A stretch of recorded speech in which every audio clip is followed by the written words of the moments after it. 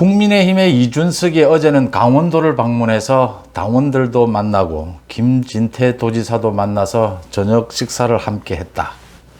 이 자리에서 많이 논란이 된 것이 이준석이 강원일보라는 언론사와 인터뷰를 했는데 김성태 염동열에 대한 윤리위 징계 그 부분과 이준석의 6개월 당원권 정지 어떻게 생각하느냐, 좀 과하다고 생각하지 않느냐, 이 대목에 있어서 강원일보는 이준석이 억울한 부분은 없다, 윤리위가 현명한 판단을 내렸다고 본다, 이렇게 보도를 했는데 이준석이 SNS에 글을 올려서 그런 말을 한 적이 없다, 자신은 윤리위 결정에 대해서는 말하고 싶지 않다, 윤리위가 국민들에게 잘 해명할 수 있기를 바란다, 이렇게 말했을 뿐이다. 이래서 논란이 일고 있습니다. 정치인들의 인터뷰가 언론에 의해서 왜곡됐다라고 하는 일은 예사로 있는 일입니다. 자기가 한 말을 뒤집기도 하고 또 언론이 잘못 해석하기도 합니다. 이준석은 지금 무엇을 노리고 있고 국민의힘은 앞으로 이 부분을 어떻게 대처해 가야 되는지 여러분들과 함께 짚어보고자 합니다. 송은재TV 시작합니다. 송은재TV 아직 구독자가 아니신 분 혹시 계시면 아직도 좀 많이 있습니다. 그러니까 조회를 하시면서 구독을 안 해주시는 분들이 아직도 많이 계신데 구독 버튼 저한테는 큰 격려가 된다는 말씀 드립니다. 먼저 김진태 도지사 말이죠. 이준석이 강원도에 왔으니까 그 자리에 같이 식사 자리에 참석하고 술도 한잔하고 선물도 주고받는 건 나쁘지 않는데 그렇게까지 요란하게 또 할 필요가 뭐가 있느냐라는 부분입니다. 그렇게 언론에 공개적으로 그렇게 만나면 그게 어떻게 비칠지 김진태 도지사도 좀 생각을 했어야 하지 않느냐라고 생각이 드는 대목이고요.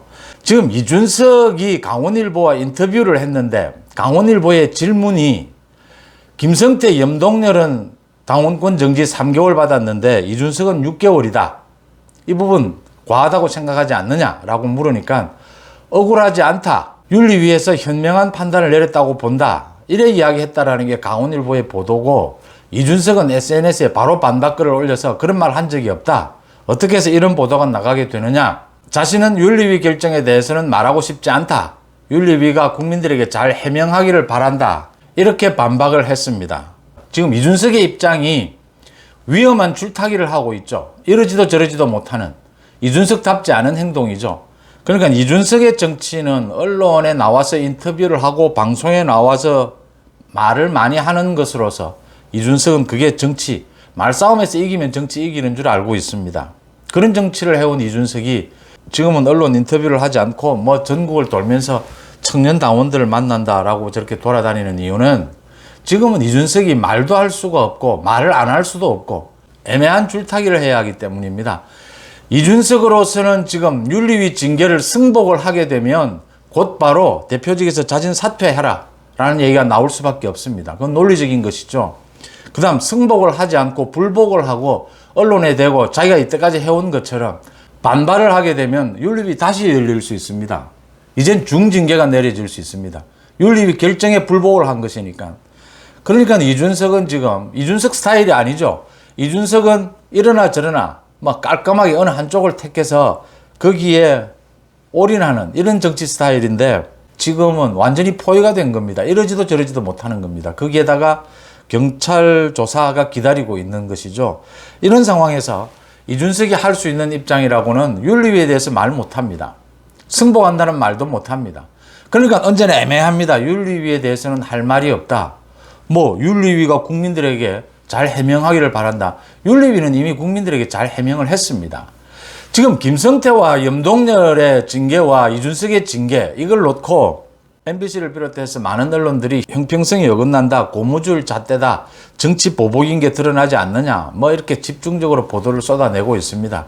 이유로 내거는 것은 성상납 증거인멸과 이 채용 비리가 어떻게 죄질이 내용이 같으냐, 채용 비리가 훨씬 심각한 것이 아니냐, 또 채용 비리는 이미 사법적 판단까지 내려졌는데 3개월 징계고 이준석의 경우에는 이제 경찰 조사를 하고 있는 중인데 어떻게 징계를 내릴 수 있느냐. 이 부분은 제가 어제 잘 말씀을 드렸습니다. 상세하게. 이준석은 당대표입니다. 나머지 두 사람은 지금 전직 의원이고 한 사람은 감옥에 있습니다. 징역 1년, 집행유예 2년을 받고 지금은 정치 생명이 거의 끝날 이런 위기에 있는 사람들입니다. 조금 더 사회적 영향력이 있는 자리, 당대표에 대한 책임과 이런 전직 의원들과의 책임이 다를 수밖에 없고요. 그 다음 채용비리와 증거인멸이 죄질이 뭐 어떻게 같으냐, 채용비리가 훨씬 심각하지 않느냐라고 하는데, 성상납 증거인멸도 만만찮은 아주 심각한 문제입니다. 김소연 변호사의 주장에 따르면 알선수재에 해당할 수 있는 부분입니다. 대부분의 지금 언론들이 뭐 이준석과 국민의힘 갈등을 부각시키는 데 주력을 하고 있기 때문에 그런 보도가 잇따르고 있는데 적절하지 않다라고 하는 것이고, 이준석은 지금 이런 상황에서 지금까지의 자기 정치 행태와는 달리 이러지도 못하고 저러지도 못하고 애매한, 정말 이 무책임한 태도죠.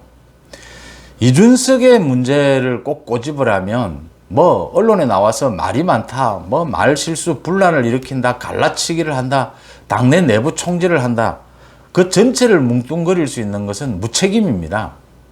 이 책임감이라고 하는 이게 지도자에게 있어서 이게 참 연륜이 있어야 되는 부분이다라는 것들을 생각하게 됩니다. 자기가 당대표까지 지낸 이 당에서 어떤 형태로든 자기가 윤리위 징계를 받았다면 명료하게 행동을 해주는 것이 책임감 있는 자세죠.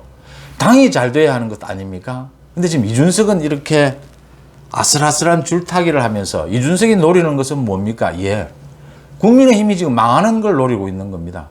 윤석열 정부 지지율이 떨어지기를 노리고 있는 게 지금 이준석입니다. 이준석은 지금 할 수 있는 게 그거밖에 없습니다. 그러니까 권성동이 있어서 자기가 6개월 뒤에 복귀할 가능성이 열려 있는데 그 권성동이 망가지기를 지금 바라는 이준석이 이런 모순된 상황, 이 딜레마라고 하죠. 이런 상황에 지금 이준석이 처해 있습니다. 이준석이 이런 상황에 처해 있는 것은 자신의 무책임한 행동 때문입니다. 그러니까 승복을 하든지 불복을 하든지 당당하게 결정하면 될 일을 어느 길도 지금 못 가는 겁니다. 경찰 조사도 기다리고 있기 때문입니다. 이런 상황에서 이제 기자가 물은 겁니다. 강원일보 기자가 형평성에 문제가 있다는 지적이 많은데 과하다고 생각하지 않느냐. 이준석이 말을 못하는 겁니다. 윤리위를 공격할 수도 없고 속마음으로는 공격하고 싶은데 공격하면 당장 또 걸려듭니다. 억울하지 않느냐라고 질문을 하니까 할 말이 없다라고 하니까 억울하지 않다로 해석을 한 겁니다. 윤리위가 현명한 결정을 내렸다고 본다, 이준석이 이렇게까지 말했다라는 것은 좀 강원일보에서 넘겨짚은 게 아니냐, 이렇게 보이는 대목입니다. 이 강원일보 논란에서 보듯이 지금 이준석의 입장인 겁니다. 이준석은 이러지도 저러지도 못하고 위험한 줄타기를 하면서 국민의힘과 윤석열 정부가 망하기를 바라고 있습니다. 그래야 자신의 존재 가치가 올라가는 것이거든요. 다시 복귀할 수 있지 않겠느냐, 차기 당권에 다시 도전할 수 있지 않겠느냐, 지금 이런 상황입니다. 근데 이게 오래 가겠느냐라고 하는 부분입니다. 국민의힘이 이걸 어떻게 대처해야 되느냐. 이 이준석의 이 부분을 대처하기 위해서라도 국민의힘이 빨리 전당대회를 열어야 한다. 전당대회 분위기로 빨리 가야 한다. 전당대회 분위기, 비대위 분위기로 바꿔야 한다라고 하는 대목입니다. 이거 오래 가지 못하는 것이, 이준석은 지금 뭐 계속해서 자명을 한다라고 하면서도 자신이 만나고자 하는 당원들 숫자는 지금 언론에 또 공개를 하고 있습니다. 이렇게 필요한 부분에 SNS 활동도 하고 있습니다. 이렇게 알리는데 그게 이준석이 효과가 있겠느냐라고 하는 겁니다.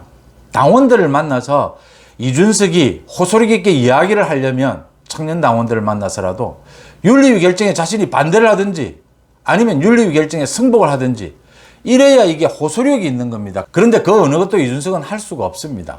뭐 애매한 청년 정치 이야기하고 윤핵관 이야기하고 이 정도입니다. 이래가지고는 호소력이 없는 것이죠. 오래가지 못하고 이게 앞으로 영향력을 얻을 수 있다고 보이지도 않습니다. 문제는 이런 경우에 국민의 힘이 어떻게 해야 되느냐, 이준석에게 휘둘릴 수 있느냐, 이준석으로 인해서 2030의 뭐 이탈 없다라는 것이 드러났습니다.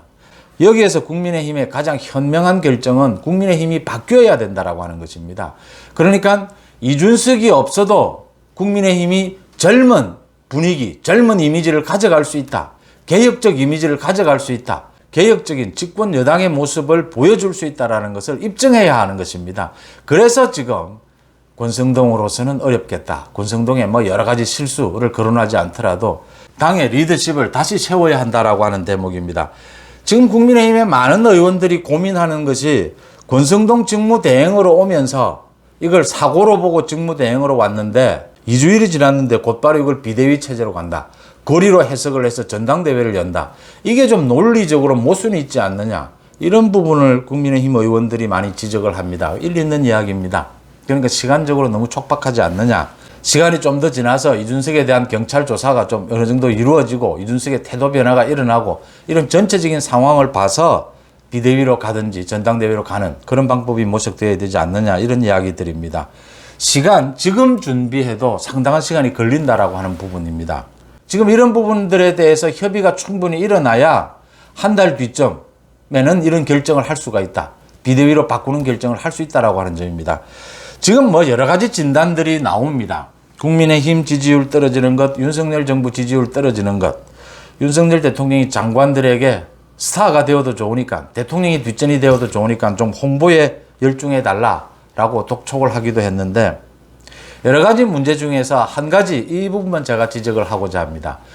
윤석열 정부와 국민의힘이 지금 여론이나 여러 가지 지지율에 대처하는 것이 늦습니다.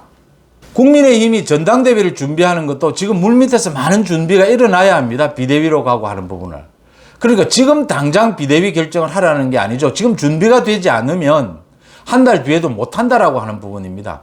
언제나 늦다라고 하는 부분이고 순발력이 떨어진다라고 하는 겁니다. 많은 사람들의 지적이 있고 한참 뒤에서야 이제 대응책들이 나옵니다.